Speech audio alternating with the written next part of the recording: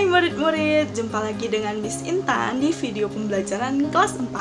Nah, kali ini Miss akan membawakan materi pembelajaran kelas 4. Sebelum memulai pelajaran, kita membacakan parita nama Karagata dulu ya. Yuk semua tangannya bersikap anjali. Nama Karagata: Arahang sama Sambuddho Bhagawa Buddhang Bhagawantang Abhiwademi Swakato Bhagawata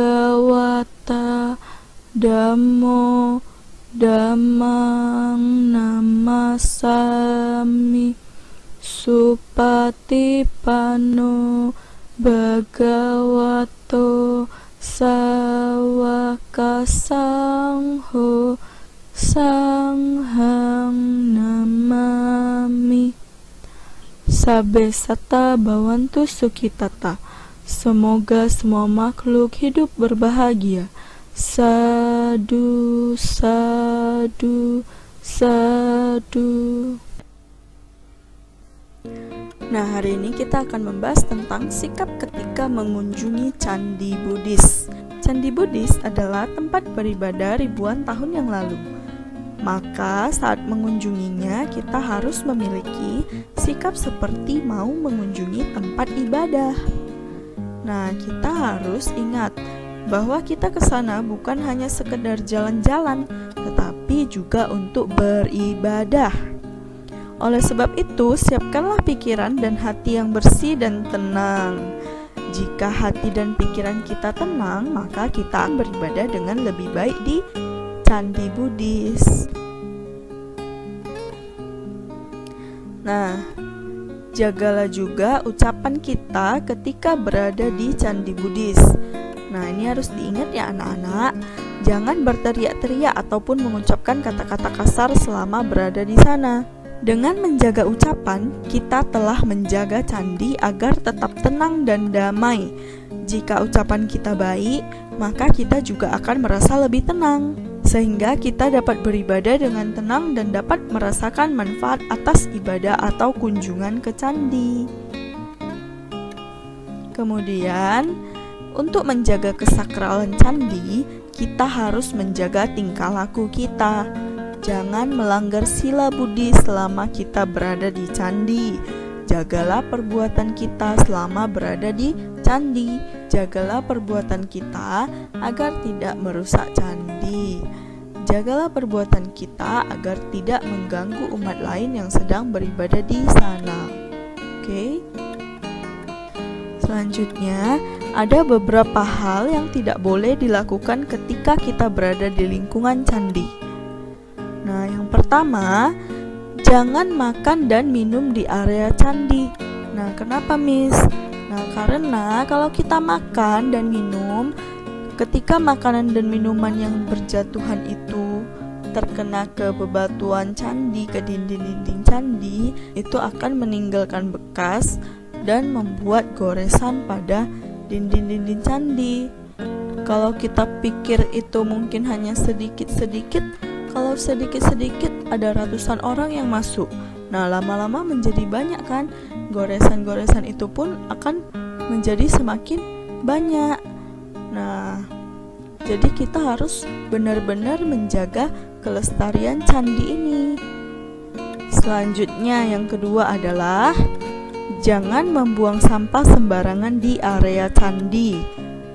Ingat, sampah apapun jangan pernah dibuang di area candi. Buanglah di tempat sampah yang telah disediakan. Jika tidak ada tempat sampah, nah sampahnya boleh dikantongin dulu. Selanjutnya, jangan memegang relief atau patung yang berada di candi. Nah, ini harus hati-hati. Ketika kita tidak hati-hati, mungkin kita bisa saja tiba-tiba kesenggol. Mungkin ada yang sudah rapuh menjadi rusak. Nah, jadi kita harus berhati-hati. Nah, jadi intinya jangan sembarangan memegang, jangan sembarangan berdiri, menginjak, ataupun duduk di area sana. Yang paling penting adalah harus diikuti peraturan yang ada di candi tersebut. Kemudian, jangan merusak bagian candi manapun.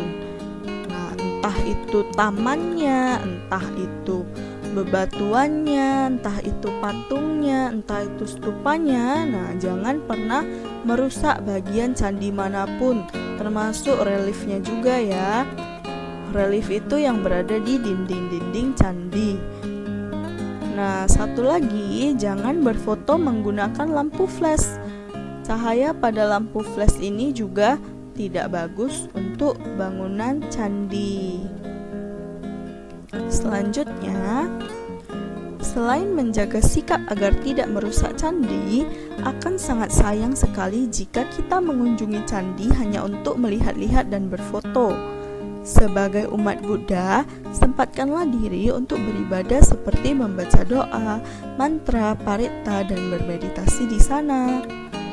Nah, jadi kita sebagai umat Buddha yang paham, sempatkanlah diri kita untuk beribadah. Ingat, walaupun hanya membaca doa beberapa bait doa, nah itu juga bagus. Nah, lakukanlah meditasi ataupun kamu juga bisa melakukan pradaksina di sana. Nah, pradaksina itu artinya mengelilingi candi searah jarum jam. Selain itu, sempatkanlah diri untuk belajar mengenai candi yang kita kunjungi. Nah, setiap candi memiliki makna tersendiri.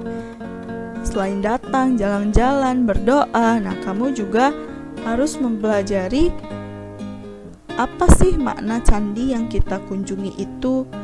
Ada makna apa yang tersirat di balik candi yang sebesar ini? Nah, kemudian dengan berperilaku baik selama mengunjungi candi, itu artinya kita juga akan merasakan lebih banyak manfaat. Kita bisa belajar dhamma, merenungi dhamma, merasakan kebahagiaan dhamma, dan memiliki tekad yang lebih kuat untuk menjalani dhamma setelah kita mengunjungi candi-candi Buddhis.